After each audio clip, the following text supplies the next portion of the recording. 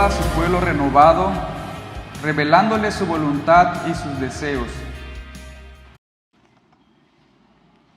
Tomen su lugar, estimados hermanos y hermanas. Y ustedes se preguntarán qué es todo esto que parece estudio de grabación, y precisamente es eso. Se van a grabar, desde el domingo pasado se están grabando las predicaciones de forma especial y se van a subir a la plataforma, a YouTube, en Iglesia El Buen Pastor, Villahermosa, VHS. Entonces, el propósito es que podamos tener ahí este recurso para que recordemos los mensajes. Van a estar por series. En la página de Facebook van a aparecer pequeños enlaces, videoclips, que nos van a remitir para que podamos buscar el mensaje en YouTube. El propósito es que podamos recordarlo, repasar, compartirlo y que podamos tener la visión completa de las series que vamos llevando aquí como iglesia. Así que les invitamos para que utilicemos este recurso, lo podamos compartir, y si alguien no puede venir al culto, pues también pueda ahí tener la predicación del domingo que corresponde. Ya está arriba en la plataforma la predicación de la semana pasada, así que ahí vamos en esta serie que tiene que ver con lo que las iglesias estériles son. Quiero llevarles a pensar en lo siguiente. En las redes sociales uno puede encontrar noticias de casi de cualquier cosa. Durante el pico de la pandemia de COVID-19 apareció la siguiente imagen. En YouTube abundan los videos de exitosas campañas evangelísticas en los que muchos pastores llenan teatros, coliseos y hasta estadios con emotivas prédicas seguidas de una lluvia de milagro para todos los asistentes. Ante tan semejante derroche de poder divino, uno se pregunta si en verdad pueden hacer milagros en el nombre de Dios, ¿por qué no van a los hospitales? ¿Acaso ellos desconocen del sufrimiento que allí se vive? Creo que por lo menos existen 3 razones por las cuales nunca veremos a estos pastores evangélicos haciendo masivos milagros en los hospitales. Primero, porque en los hospitales no se regala dinero, más bien se está buscando una ayuda. No podemos negar que muchas iglesias evangélicas son máquinas, ¿sí?, muy eficientes de hacer productivo el dinero para pastores y sus colaboradores. 2, en los hospitales las enfermedades son reales. La gente es entubada y muchos de ahí mueren. Muchos de los milagros que se ven en esos megas eventos de sanación en realidad son actuados, fingidos, armados para un set de televisión. O 3, en lo profundo de su corazón, estos pastores buscan el éxito sin amor para sus prójimos.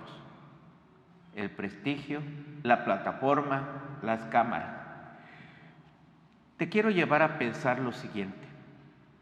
Si tú tuvieras el poder de curar cualquier enfermedad con el poder y el amor de Dios, ¿no pasarías el resto de tu vida en un hospital?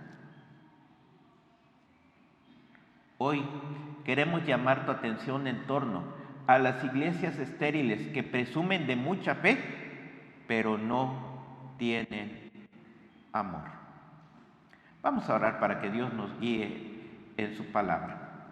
Gracias, Padre, porque nos das nuevamente la oportunidad de encontrarnos este primer día de la semana. Gracias, Padre, porque esta oportunidad es un espacio en el que tú permites que tu palabra se haga viva, recupere la vitalidad de aquel tiempo en el que tú la vertiste de acuerdo a los hombres en la que tú la diste. Gracias, Padre, porque con ella tú nos sigues hablando a esta iglesia contemporánea, nos sigues estimulando para que podamos vivir de acuerdo a tu voluntad y que podamos reflejar el carácter tuyo. Tú eres el Dios de amor y deseas que nosotros amemos a ti y amemos a nuestro prójimo. Te rogamos que tu palabra nos estimule para vivir este amor donde quiera que nos encontremos. En el nombre de Jesús. Amén.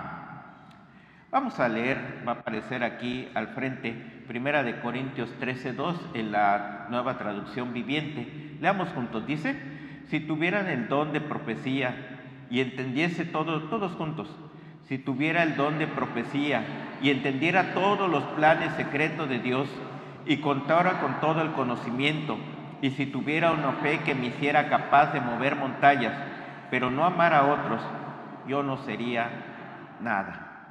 Y vean que hemos marcado ahí esa frase: y si tuviera una fe que me hiciera capaz de mover montañas, pero no amar a otros, yo no sería nada.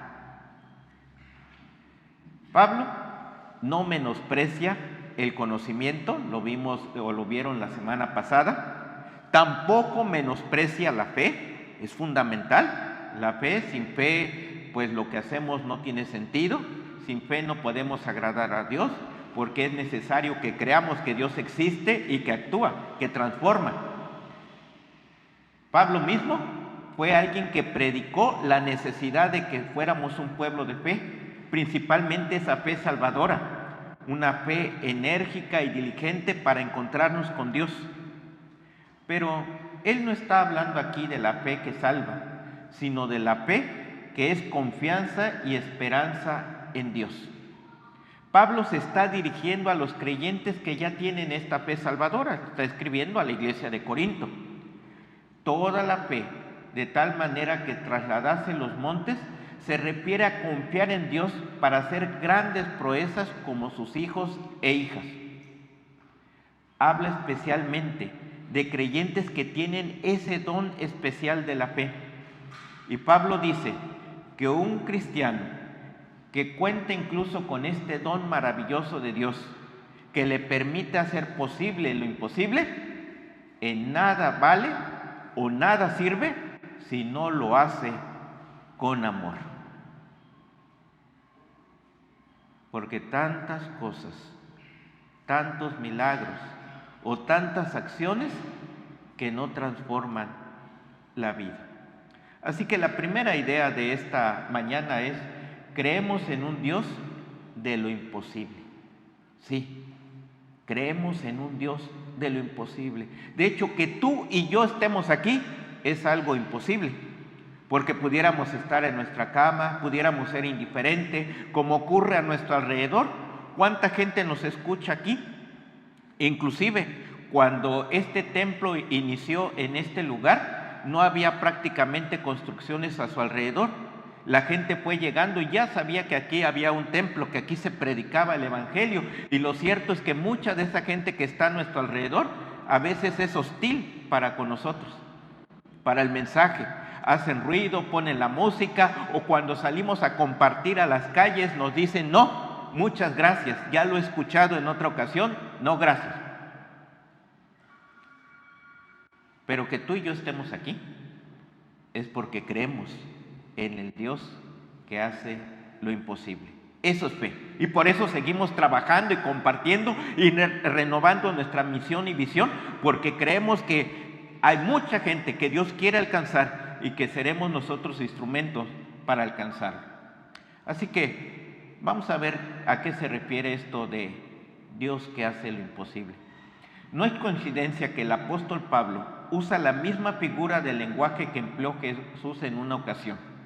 Después de que sus discípulos fallaban en sanar a un joven poseído por un demonio, Jesús les dijo: de cierto os digo que si no tuvieses fe como un grano de mostaza, diréis a este monte: pásate de aquí, y se pasará.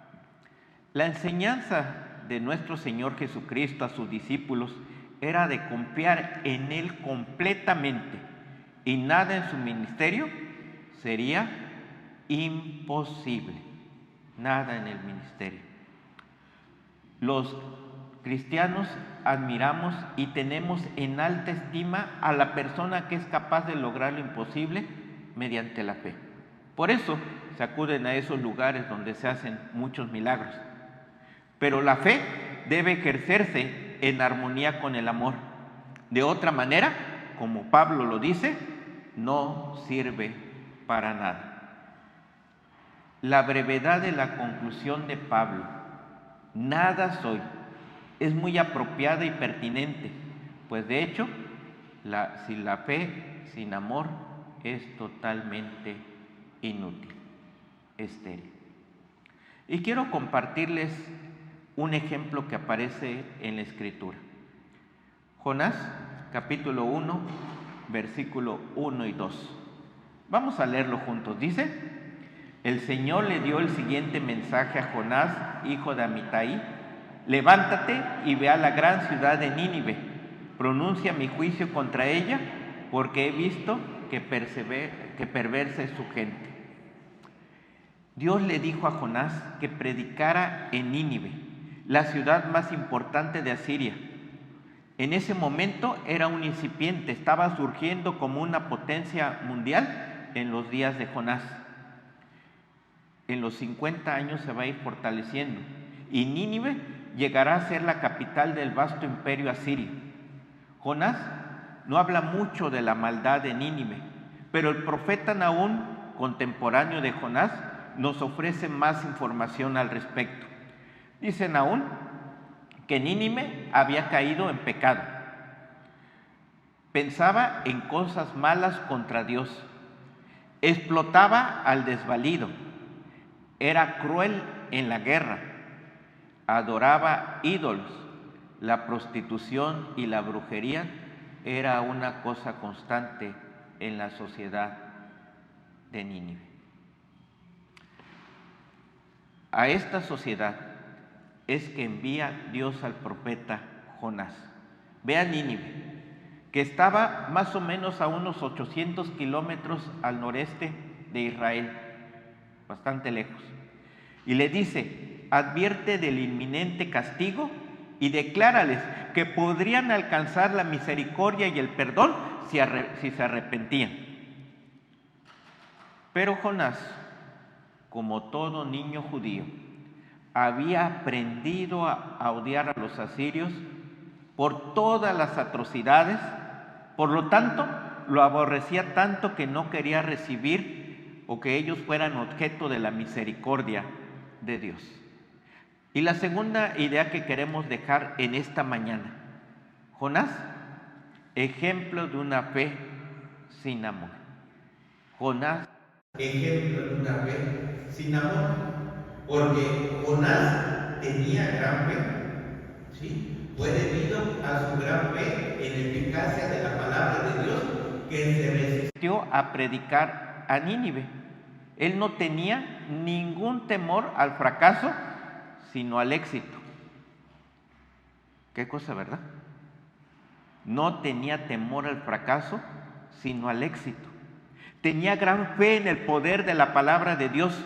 Su problema consistía en que no quería que los malvados ninivitas se salvaran. No tenía amor por ellos, ni siquiera después de que se arrepintieron.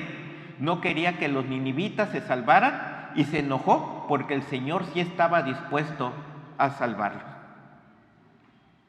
Como una consecuencia directa de la predicación del profeta, todos en la ciudad, después del rey y para abajo, se arrepintieron. Aún los animales fueron cubiertos de cilicio como un símbolo del arrepentimiento de toda la sociedad. Dios libró milagrosamente a Nínive, tal como Jonás lo había predicho. Y luego va a aparecer una de las oraciones más extrañas y duras de la Escritura. Vean ahí lo que dice Jonás 4, 1 al 3. Este cambio de planes molestó mucho a Jonás y se enfureció.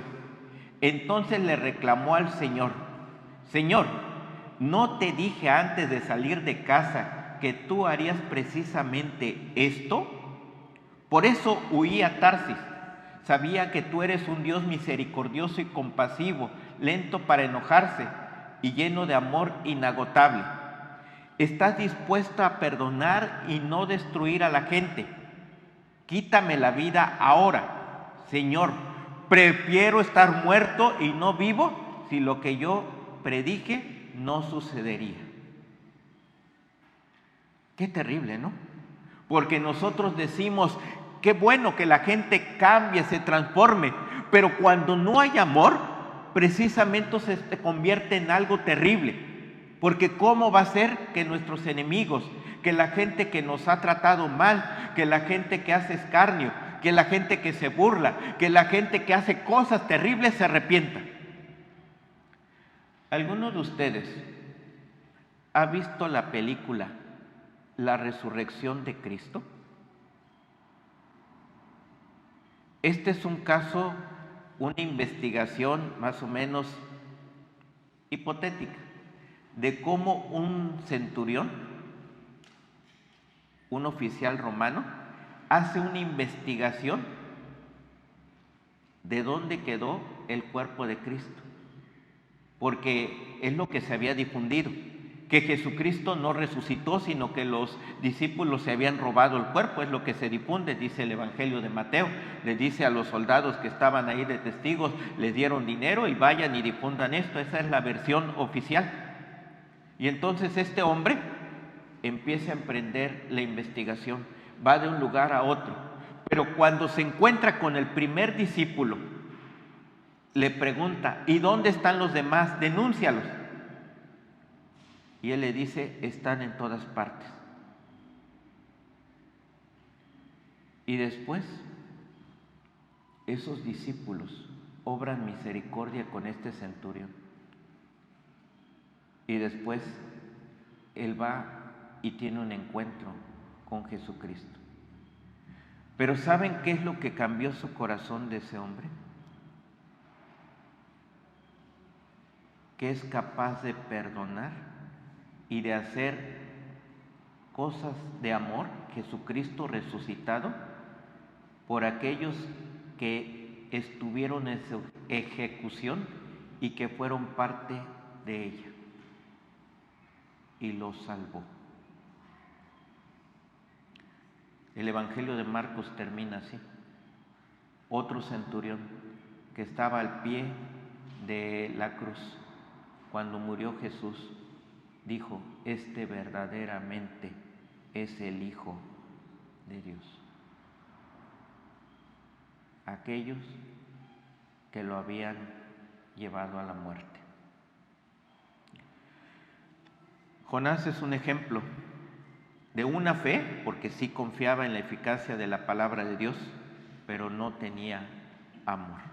Y a veces me he preguntado si la iglesia contemporánea no vivimos así como Jonás. Sabemos dónde está el remedio, conocemos la eficacia de la palabra. Dios nos ha amado y nos ha perdonado y ha restaurado nuestra vida, dándonos un nuevo caminar, nuevas perspectivas, propósito y un plan para la eternidad. Pero nosotros egoístamente vemos a nuestro vecino, amigo, aquellos que nos ofenden, aquellos que no nos quieren, aquellos que se comportan diferente de nosotros y que son escandalosos, y no tenemos amor por ellos. Y no estamos tan lejos de ser como Jonás, porque conocemos al Dios de toda misericordia y no queremos que se obren los milagros en ellos como se han obrado en nosotros. El profeta no era ni quería ser todo lo que reconocía del Señor. Es difícil de imaginar un hombre de Dios más falto de amor. Su fe le indicó correctamente que iba a tener lugar y un gran éxito en Nínive, pero el profeta fue un gran fracaso. La predicación produjo un gran milagro, como él creyó que iba a suceder, pero el predicador era nada, estéril. Su actitud era representativa de la renuncia de Israel de hablar a los demás del amor y la misericordia de Dios, aunque esa era la misión de Dios que le había dado. Veamos lo que dice Génesis capítulo 12, versículo 3. Leamos juntos. Dice, bendeciré a quienes te bendigan y maldeciré a quienes te traten con desprecio. Todas las familias de la tierra serán bendecidas por medio de ti. Este es el origen de la nación judía, del pueblo de Dios, del pueblo especial. La raíz está en Abraham. Lo sacó de la tierra de Ur para hacerlo su pueblo.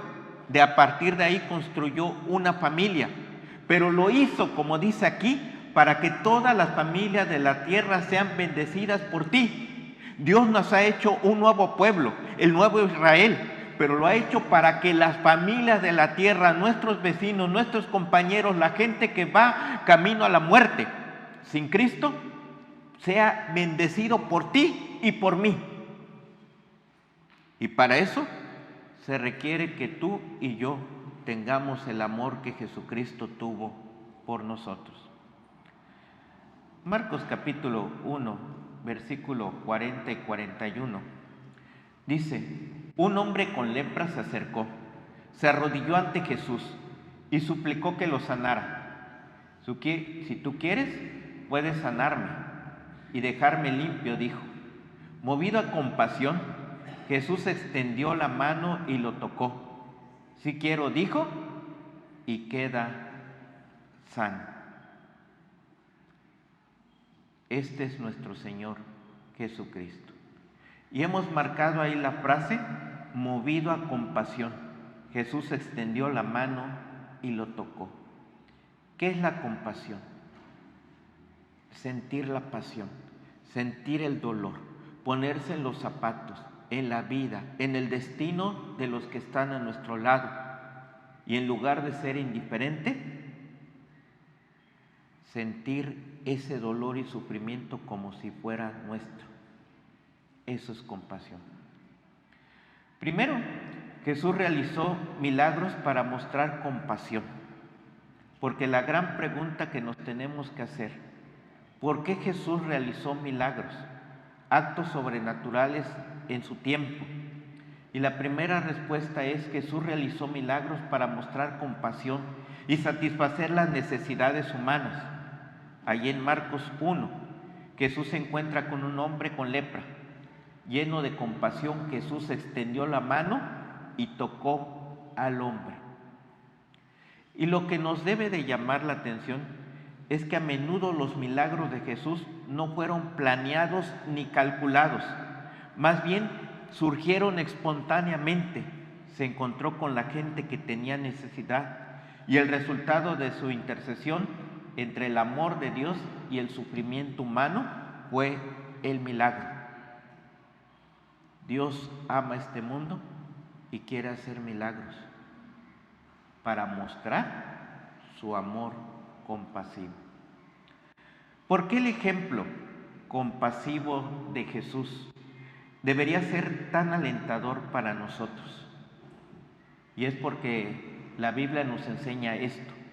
Dios se hizo un ser humano, habitó entre nosotros, para mostrarnos un retrato claro, preciso, de lo que está en el corazón y en la mente de Dios. Podemos responder de esta manera a las preguntas: ¿cómo es Dios? ¿Qué siente Dios?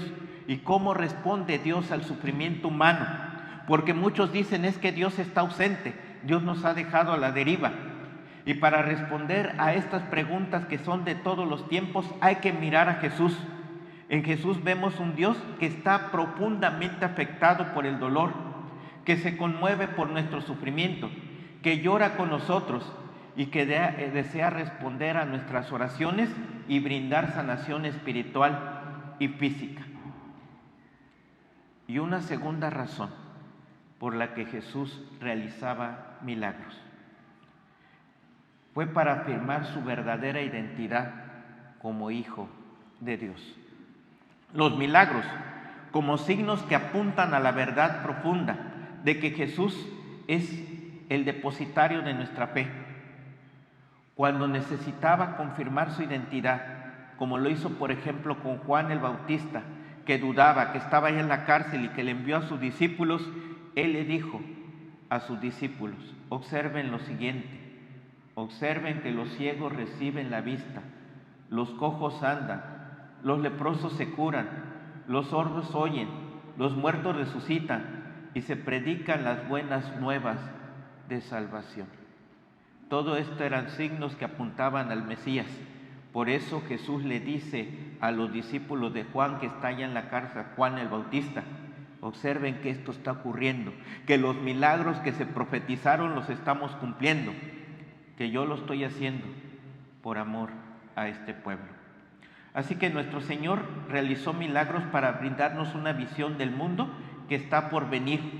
Los actos sobrenaturales de Jesús son como un destello de luz que ilumina una noche oscura, pero estos son actos que todavía van aclarándonos el camino hasta que lleguemos a la culminación de los tiempos, cuando la muerte, el sufrimiento, el dolor, la miseria y todo pasará y la vida será lo único que exista. Justo cuando pensamos que en esta vida es todo lo que hay, los milagros nos presentan otro mundo, una realidad espiritual de la presencia y del reinado y del amor y de la eternidad que Dios tiene preparado para nosotros. Porque ¿qué es cuando estemos con Él? La máxima manifestación del amor por nosotros, que éramos miserables, perdidos y muertos. Para decirlo de otra manera, que no éramos nada, pero que por el amor que Dios nos tuvo en Jesucristo, lo somos. Somos sus hijos, somos su pueblo y una nación para compartir este amor y hacer milagros en su nombre. Quiero compartirles ahí en su boletín. ¿Quieren ver la portada de su boletín? Que aparece aquí la imagen al frente.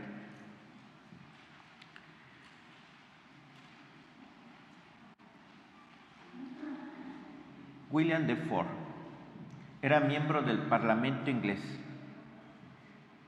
Era miembro de una sociedad esclavista.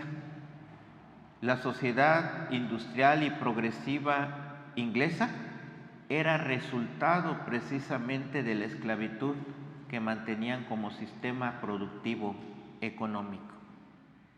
Para el siglo XVIII y XIX, Inglaterra era potencia, pero la esclavitud era la que le daba riqueza. Así que él se convirtió en un luchador incansable por abolir la esclavitud en el Imperio Británico. Envió varios proyectos de ley en el Parlamento diseñados para abolir el comercio de esclavos. En marzo de 1807 se aprobó la ley de abolición del comercio de esclavos, socavando así la base económica del Imperio Británico, logrando un milagro: que hombres esclavizados y mujeres tuvieran libertad y fueran considerados igual ciudadanos y seres humanos, con las mismas categorías de aquellos que los habían esclavizado. En julio de 1833, pocos días antes de su muerte, el Parlamento aprobó el proyecto de ley sobre la abolición de la esclavitud. Y la lámina que tienen ustedes en su portada dice: puedes elegir mirar hacia otro lado, pero nunca más puedes decir que no lo sabías. William Wilberforce. Y sabes, nosotros podemos elegir no mirar la necesidad y la miseria de los que están a nuestro alrededor, pero no podemos decir que no lo sabíamos. Pero cuando miras como Jesús miró a esa sociedad de gente cansada, de gente enferma, de gente leprosa, de gente sin entendimiento, por amor los sanó, los liberó de su esclavitud y los hizo nuevas personas. Dios hoy quiere seguir haciendo milagros y quiere hacerlo a través de nosotros, pero para eso, para que podamos ser portadores de alegres buenas noticias, para que podamos mostrarle al mundo la compasión de Dios para este mundo, tú y yo primero debemos de dejar que la compasión del Señor nos inunde, que su amor sea tan grande por la humanidad para que tú y yo salgamos a las calles y hagamos milagros, milagros como este, de luchar por los derechos, por las libertades. Y si tenemos el don para sanar, para aliviar el dolor, la miseria, hagámoslo, porque Dios nos ama y quiere amar. Nos formó así como lo hizo con Abraham, una nación para bendecir a todas las familias de la tierra. ¿Cuál debe ser nuestra motivación? Y les invito para que leamos, pongámonos de pie para leer 1 Corintios 13:2, que aparece ahí en su boletín, la parte B, y que dice: y si tuviera una fe que me hiciera capaz de mover montañas, pero no amara a otros, yo no sería nada. Vamos a orar. Padre, te agradecemos por la oportunidad que tú nos has dado de abrir tu palabra. Te rogamos, Padre, que tú nos guíes a toda verdad, que nos ayudes a tener esa misma pasión y ese amor que Dios tuvo para con nosotros al enviar a tu Hijo. Padre, deseamos ser un pueblo compasivo, un pueblo que trae bendición a los que están a nuestro alrededor, un pueblo que obra milagros. Y para eso, Padre, danos ese amor que tú tuviste en tu Hijo para nosotros, para que podamos, con obras milagrosas, con actos de fe, ver que lo imposible se hace realidad, porque tú nos amas con un amor eterno. En el nombre de Jesús. Amén.